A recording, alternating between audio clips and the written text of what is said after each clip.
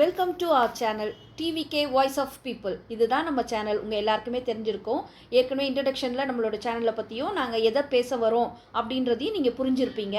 So நம்ம சேனலுக்கு தொடர்ந்து சப்போர்ட் பண்ணுங்கள். இப்போ நம்ம வீடியோக்குள்ளே போயிடலாம்.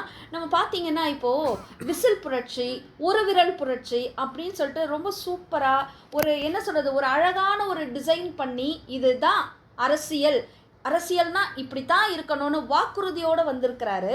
அதில் அவருக்கு நம்மளுடைய பாராட்டுக்களை நம்ம எல்லாருமே தெரிவிச்சுக்கிறோம். ஏன்னா இத்தனை கோடி மக்கள் அவருக்கு சப்போர்ட் பண்ணியிருக்காங்க. நிறைய பேரை ஓட்டு போட விடாமல் தடுத்தது எல்லாமே நீங்கள் பார்த்துருப்பீங்க. இன்றைக்கி நேற்று இவர் அரசியலை பற்றி பேசவே இல்லைங்க.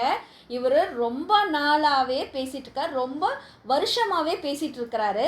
ஸோ இவர் திரைப்படங்கள் மூலமாக மக்களுக்கு எவ்வளோ அழகான கருத்துக்களை சொல்லியிருக்கிறாரு அப்படின்ற, வெறும் டான்ஸ் மட்டும் ஆடுவாரா அப்படின்னு ஒரு சீரியல் ஆக்டர் கூட, ஒரு சினிமா நடிகை கூட பேசியிருந்தாங்க. டான்ஸ் ஆடுவார், சட்டசபையில் போய் டான்ஸ் ஆடுவாரா, எவ்வளோ சீப்பாக பேசுகிறாங்க பாருங்களேன். டான்ஸ் மட்டும் ஆடுறது தான் பார்த்தீங்களா மேடம் நீங்கள் அப்படின்னு அவங்களுக்கு கேட்க வேண்டியதாக இருந்தது. அவர் நடித்த ஒவ்வொரு படத்துலையும் மக்களுக்கு லா பாயிண்ட் சொல்லி கொடுத்த ஒரு லாயராக வருவார். அரசியலில் இறங்கி பேசுகிற ஒருத்தராக வராரு. இப்போ ரீசெண்ட்லி நிறைய படங்கள் கூட அவர் நிறைய அரசியல் கருத்துக்களோடும் அரசியல்வாதிகளுக்கு பாடம் புகட்டுற வகையில் தான் அவருடைய கருத்துக்களை மக்கள் மனசில் பதிய வச்சிருக்கிறாரு. என்ன சொல்ல வர போலன்னா, விஜய் அப்படின்ற கேரக்டர் எல்லா படத்துலையும் சரி, எல்லா விஷயத்துலையும் சரி, நேர்மையாக இருங்க, லஞ்சம் வாங்காதீங்க அப்படின்னு. ஆனால் இன்றைக்கி இருக்கிற அரசியல் கட்சிகள், 2 கட்சிகளுமே லஞ்சத்தில் தான் எப்படி புரண்டுட்டு இருக்குன்னு சொல்லலாம். இது அவர் திரைப்படத்தில் மட்டும் விஜய் சொல்லலைங்க. அவர் நேர்லேயே மக்கள் மன்றத்தில் அவர் வாக்குறுதி கொடுத்துருக்கிறாரு. லஞ்சம் ஒரு வகையிலும் ஒரு பைசா கூட வாங்க மாட்டோம், கொடுக்க விட மாட்டோம்னு அவர் வாக்குறுதி கொடுத்துருக்கிறாரு. மற்றவங்க கிட்ட பேசுறது அவரே சொல்லியிருக்காரு. ஏற்கனவே இருந்த அரசியல் தலைவர் மாதிரி விஜய் இல்லை அப்படின்னு அவர் ஒப்புதல் வாக்கு மூலம் கொடுத்துருக்கிறாரு. அதனால மக்கள் எல்லாம் அவர் மேல மிகுந்த நம்பிக்கை வச்சு ஓட்டு போட்டாங்க. அதே மாதிரி இதுல இன்னொரு விஷயம் நம்ம கவனிக்கணும். என்னன்னா, அந்த 2 கட்சியுமே இன்னைக்கு டர் ஆயிட்டு இருக்கிறாங்கன்னு தான் சொல்லணும். ஏன்னா பணம் பட்டுவாடான்றது நார்மலா பண்ணுவாங்க. எங்க ஏரியால எல்லாம் 5000 6000 அப்படின்னு கொடுத்தாங்க. நாங்க இது வரைக்குமே, எனக்கு நினைவு தெரிந்து, நான் கல்யாணம் ஆயிட்டு எங்களோட குடும்பத்திலேயே சரி, நானும் என் வீட்டுக்காருமே சரி, இது வரைக்கும் ஒரு பைசா கூட நாங்க கட்சிக்குன்னு கொடுத்தாங்கன்னா வாங்கினதே இல்லை, வாங்க மாட்டோம்னு நாங்க சொல்லியிருக்கிறோம். கையில திணிச்சிட்டு போனதை கூட திருப்பி கொண்டு போய் அவங்க கையிலேயே கொடுத்துருக்கோம். அப்படித்தான் நாங்க இது வரைக்கும் ஓட்டு போட்டிருக்கோம். ஏன்னா ஓட்டுன்றது எங்களுடைய உரிமைங்க. நாங்க எங்களுக்கு யார் சப்போர்ட் பண்ணுவா, மக்களுக்கு யார் நல்லது பண்ணுவா அப்படின்றத பார்த்துட்டு நாங்கள் போடுற ஓட்டு. அதுக்கு நாங்கள் காசு வாங்கிட்டு நாங்கள் போட மாட்டோம். ஆனாலும் இன்னொன்று, காசு வாங்கிக்கலான்ற இன்னொரு தரப்பும் இருக்குது. ஏன்னா அது நம்மளுடைய காசு, நம்மளுடைய பணம்.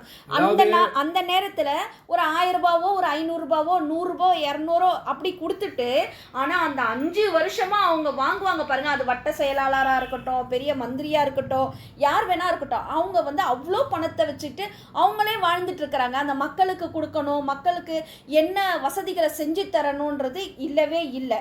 அரசியல் டைமில் மட்டும்தான் அவங்க ஏதாவது ஒன்று செஞ்சு தன்னோட இருப்பை காட்டிக்கிறாங்க. ஸோ அப்படி தான் போயிட்டு இருக்குது. ஆனால் இப்போ வந்திருக்கிற நம்ம டிவிகே தலைவர் விஜய் பார்த்தீங்கன்னா, அவர் மக்கள்கிட்ட வாக்குறுதி கொடுத்துருக்கிறார். இன்னொன்று பார்த்தீங்கன்னா, பெருசாக அதாவது யாருக்குமே பணம் கொடுக்கலங்க. ஏன்னா பணம் கொடுக்குறதே தப்புன்னு சொன்னக்கூடிய ஆள். ஆனால் இவரை பார்த்துட்டு இவரெல்லாம் என்ன பண்ணிடுவார் அப்படின்னு நினச்சி ஏளனமா, இலக்காரமா, கேலி, கிண்டல், தற்குறி இப்படிலாம் பேசினவங்களாம் தலை தெரிச்சு ஓடுறாங்க. மக்கள் கூட்டம் சேரலாம், ஆனால் அதெல்லாம் வாக்கா மாறாது.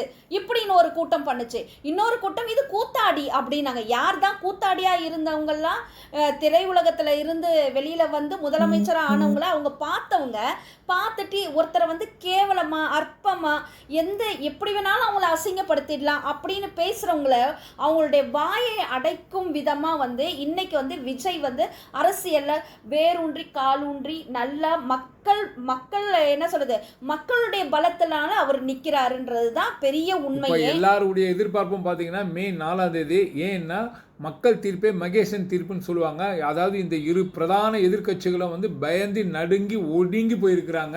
ஏன்னா எவ்வளோ பணம் இறைச்சிருக்கிறாங்க. 5000 10,000 20,000லாம் கொடுத்துருக்குறாங்க.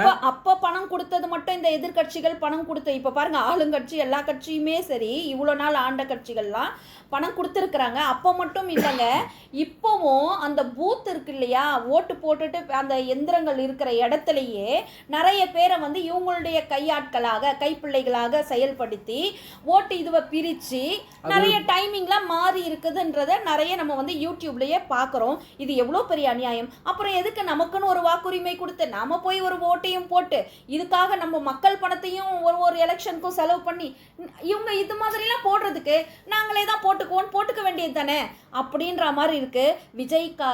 விஜய்ன்ற ஒரு நல்ல தலைவர் வரணுன்றதுக்காக எத்தனை உள்ளங்கள் எத்தனை கோடி மக்கள் வந்து விருப்பப்படுறாங்க, எல்லாருமே பேசுகிறாங்க. அதுலேயும் ஒரு ஆளாக நாங்களும் பேசுகிறோங்க.